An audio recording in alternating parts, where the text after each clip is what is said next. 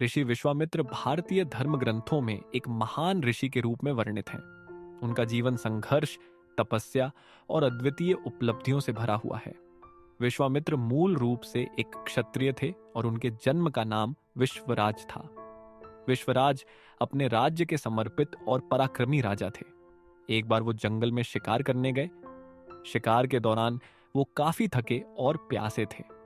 तभी वहां उन्होंने महर्षि वशिष्ठ का आश्रम देखा। वो वहां पर विश्राम करने के लिए गए। उन्होंने महर्षि वशिष्ठ के आश्रम में प्रवेश किया।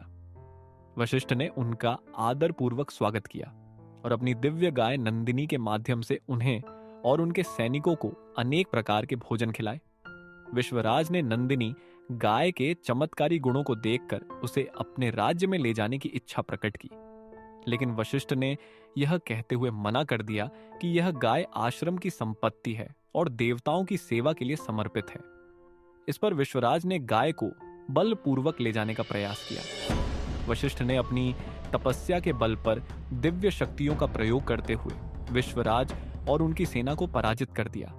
इस पराजय से विश्वराज को गहरा धक्का लगा। उन्होंने महसूस किया कि तपस्या और ब्रह्म ज्ञान की शक्ति क्षत्रिय बल से अधिक है। इसी कारण उन्होंने अपना राज्य छोड़कर तपस्या का मार्ग अपनाया और ब्रह्मर्षि बनने का प्रण लिया। विश्वराज ने कठोर तपस्या शुरू की और भगवान ब्रह्मा को प्रसन्न किया।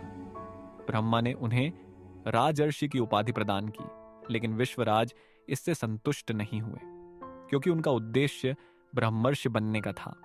उन्होंने पुनः तपस्या शुरू किया और कई वर्षों तक तपस्या करते रहे। तपस्या के दौरान देवताओं को यह डर हुआ कि यदि विश्वराज ब्रह्मर्षि बन गए तो उनकी शक्ति बहुत बढ़ जाएगी। इसलिए उन्होंने अप्सरा मेनका को उनकी तपस्या भंग करने के लिए भेजा। मेनका ने अपनी सुंदरता और नृत्य के माध्यम से विश्वराज का ध्यान भंग कर दिया। उनके और मेनका के मिलन से शकुंतला का जन्म हुआ। हालांकि कुछ दिन बाद विश्वराज को अपनी गलती का एहसास हुआ। उन्होंने अपनी तपस्या में विघ्न पड़ने के लिए स्वयं को दोषी ठहराया और फिर से कठोर तपस्या शुरू की। विश्वराज ने अपनी तपस्या के बल पर अनेक शक्तियां अर्जित की। उन्होंने त्रिशंकु को स्वर्ग में ले जाने के लिए एक अलग स्वर्ग की रचना की। इस घटना ने उन्हें और वशिष्ठ के बीच फिर से संघर्ष को जन्म दिया। हालांकि समय के साथ वशिष्ठ और विश्वामित्र के बीच आपसी समझ विकसित हुई। वशिष्ठ ने विश्वामित्र के तप और धैर्य को स्वीकार किया और उन्हें ब्रह्मर्षि की उपाधि प्रदान की। ब्रह्मर्षि बनने के बाद विश्वामित्र ने समाज के लिए कई महत्वपूर्ण कार्य किए।